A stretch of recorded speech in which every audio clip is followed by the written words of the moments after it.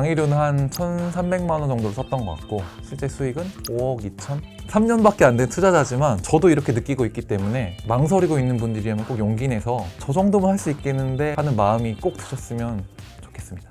근데 이 월부 강의나 아니면 이런 월부 시스템 방법이 안 맞는 사람도 저는 있다고 생각하거든요. 그걸 솔직하게 얘기해 주셨으면 좋겠어요. 아니, 너나위님을 통해서 그런 배울 수 있는 곳을 처음 알게 된 게 월부였어요. 제 인생을 뭔가 새로운 거에 도전하고 던지는 게 사실 되게 쉽지 않잖아요. 근데 내가 뭔가 지금의 삶이 변하지 않으면 나아지지 않겠다. 그래서 내가 뭐라도 해봐야겠다 라는 생각을 하고 있을 때쯤에 발견했던 게 월부였기 때문에 의심하지 않고 일단 도전했던 것 같아요. 너무 잘했던 건 너무 많이 생각하면 안 돼요. 일단 뛰면서 일단 해보면서 고민을 하는 게 더 나아질 수 있는 거란 걸 많이 느꼈어서 일단 고민이 충분히 됐다면 해보는 게 나은 것 같다. 그리고 또 유튜브로 보게 되면 무료기 때문에 그냥 듣고 흘려보내더라고요. 저도 틀어놓고 딴짓을 하거나 듣기만 하는데 근데 내 돈을 넣게 되면 뭐라도 해야 된다 라는 것들이 있을 뿐만 아니라 그 월부에서는 매주마다 조모임을 하고 과제를 주잖아요. 그렇기 때문에 안 하셨어요? 라고 물어보는데 내가 하지 않을 수 없는 그게 더 다른 것 같아요. 왜냐면 세상에 정보가 너무 많고 뭐 AI 시대이기 때문에 너무나 많은 것들을 얻을 수 있는데 그것들을 실제 행하냐 행하지 않느냐의 싸움인 것 같거든요. 근데 재테크 기초반은 행할 수밖에 없게 해주는 게 그 가장 큰 장점인 것 같아요.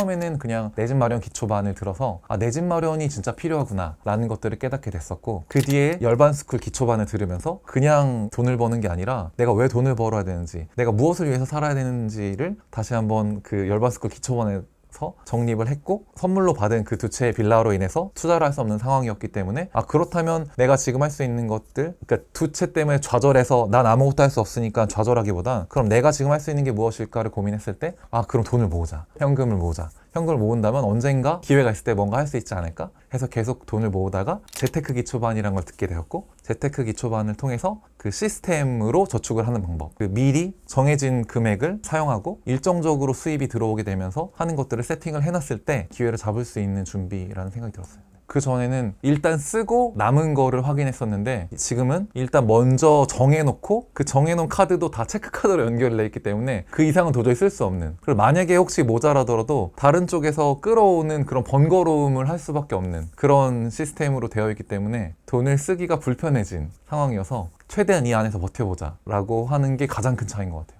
비하인드가 있는 게 제가 딱 첫 번 재테크 기초반을 들었는데 와 이거 신용카드를 다 잘라야 되는구나 통제가 돼야 되는구나 해서 제 건 다 잘랐어요. 그래서 하는데 계속 새는 거예요.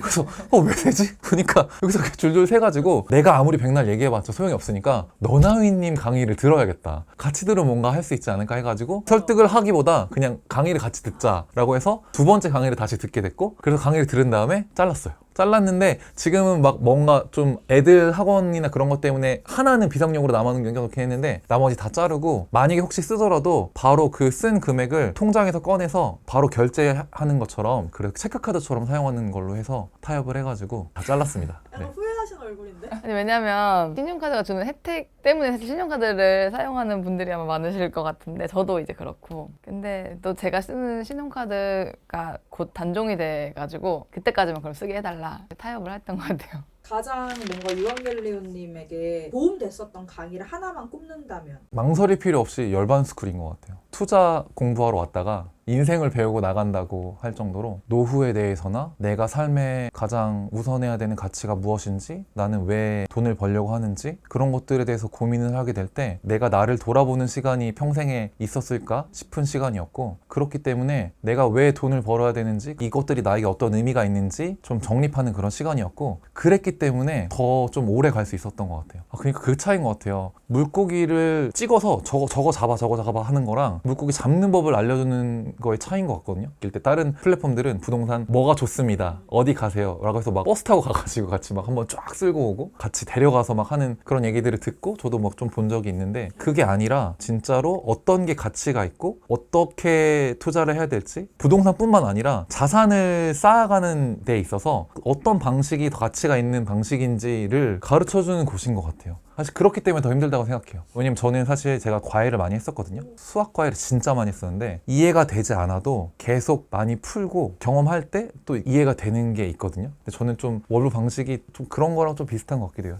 당장 그 어떤 그 원리나 어떤 투자 기준들 그런 것들이 당장은 이해가 되지 않아도 계속 하다 보면 그런 가치를 어떻게 봐야 되는지 그게 깨달아져서 체내화되면은 다른 자산에 대해서 투자를 하거나 무언가를 할 때도 나만의 기준이 생겨서 그 기준으로 새로운 것들을 할 수 있는 그 사실 비교가 안 되는 거죠. 그런 배울 수 있는 것들이 그냥 물고기를 잡아주는 거랑 그 잡는 방법을 아는 거는 차원이 다르다고 생각해요. 다행히 근데 2025년에 그 1억에 투자를 하신 걸로 알고 있어요. 맞아요. 네. 샀을 때 저희가 아파트가 7억이었고 2억 2천의 투자금으로 그 투자를 진행했었는데 그 7억에서 지금 10억 중반이 됐기 때문에 3억 5천 이상? 근데 투자금까지 회수됐기 때문에 엄청난 성과가 됐습니다. 네. 어떻게 보면 그때는 2억 2천이지만 투자 금액이라고 하는 게 1억에서 1억 5천 뭐 취득세나 여러 가지 생각했을 때 그 정도인 거잖아요. 1억인 거죠. 1억. 1억. 딱 1억인 거죠. 투자금이. 네. 진짜 말도 안 되는 거죠. 그래서 전세 레버리지 투자라는 게 와 진짜 어마어마한 거구나. 투자금이 줄어들기 때문에 수익률을 어마무시하게 높이는 알파 투자. 시장의 수익률을 뛰어넘는 투자구나라는 거를 강의로만 듣던 것들을 실제로 경험했고 강의를 듣는 거가 투자구나라는 거 생각이 바뀌었고 30만 원, 40만 원이라는 돈이 사실 엄청 큰 돈이잖아요. 근데 첫 번째 투자를 하게 되면서 온 억 단위의 수익에 비하면 아무것도 아니고 이게 내가 소비가 아니라 투자구나. 그래서 강의를 듣는 거, 책을 읽는 거, 돈동모라고 독서 모임을 하는 거. 돈동모 같은 경우에는 내가 독서 모임을 하는데 돈을 낸다고? 뭐 이런 황당한? 근데 그렇지 않았어요. 되게 투자의 인사이트나 경험이 많은 튜터님들, 멘토님들과 대화하면서 결국에는 책이 진짜 중요하다는 마인드를 담는데 투자하고 난 다음에는 기다려야 되는 시간이 반드시 필요한데 그것들을 잡아주는 건 책이구나 라는 것들을 많이 느껴서 조금도 아깝지 않다. 또 그리고 매물 코칭과 투자 코칭 그런 것들을 하게 되면은 50만 원이란 돈이 들게 되는데 그것도 엄청 큰 돈이잖아요. 근데 내가 좋은 매물을 골라서 몇 억의 수익을 얻을 수 있게 되면 그 50만 원이 전혀 아깝지 않다. 그리고 지금 어떤 생각을 하냐면 내가 강의를 듣는 비용이 내가 이 시장에서 살아남는 데 쓰는 비용이라고 생각하거든요. 오랜 기간을 투자하는 게 투자의 수익률을 높이는 거라는 걸 깨달았고 그렇다면 내가 오랜 기간을 투자하려면 강의를 들은 것밖에 없는 것 같아요. 왜냐면 중간중간마다 집안에 문제가 생기고 회사에 문제가 생기고 투자에 집중하지 못할 너무나도 많은 수많은 이유들이 생기는데 그럴 때마다 내가 넣어놓은 돈에 의한 강의가 있기 때문에 하지 않을 수 없는 상황을 만드는 거 그래서 환경 안에 있도록 하는 거 그게 의미가 있는 것 같아요. 사실 38살에 재테크 공부를 비로소 시작하고 또 그때 외벌이셨잖아요. 과연 지금에도 가능할까 하면서 망설이는 분들께 마지막으로 좀 해주고 싶은 말이 있다면? 컵에 물이 절반만 담겨 있을 때 절반밖에 없네 라고 생각하는 거랑 절반이 있네 라고 생각하는 거는 본인에게 달려있는 것 같아요. 그 상황을 바꿀 수 없다면 그 상황 가운데서 내가 긍정적으로 바라볼 수 있는 것들을 바라보면서 하셨으면 좋겠고 제가 작년 7월에 사실 교통사고가 났었거든요. 그래서 뒤에서 차가 받아가지고 목 디스크가 터졌어요. 그래서 한 달간을 병원에 입원해 있었는데 그 병원에 입원해 있으니까 아무것도 할 수가 없잖아요. 누워 있으니까 임장도 못 하니까 주식 공부를 많이 했거든요. 그 베타 투자를 많이 공부했는데 누워 있고 아무것도 할 수 없지만 주식이 계속 마치 게임처럼 막 늘어나는 걸 보면서 많이 늘어지지 않는 것 같아요. 원싱이라고 내가 오늘 반드시 이루어야 되는 한 가지를 항상 계획을 해놓고 하루를 살거든요. 목표가 있으면 똑같이 가는 것 같아도 어떤 사람들은 저 방향으로 가는데 어떤 사람들은 배라고 치면 막 바람이 부는 대로 막 흘러가잖아요. 근데 원싱이라는 목표, 매일매일의 원싱을 통해서 자산가라는 그런 목표를 향해서 시간의 자유라는 그 목표를 향해서 나아가다 보니까 하루의 삶이 달라졌고 또 그리고 목실감, 목적, 실적 감사라고 해서 감사일기를 매일매일 적는데 그게 진짜 많이 도움이 됐어요. 특히 힘들고 어려울 때 저희 아이로 인해서 힘들 때 아니면 뭐 회사가 너무 힘들었을 때 그럴 때마다 감사한 것들 내가 받은 것들을 세어볼 수 있게 됐고 그리고 내가 받은 것들이 너무 많고 누리고 있는 게 너무 많기 때문에 불평할 수 없다. 내일 하루를 더 살아가 보자 라는 힘을 얻었었던 것 같아요.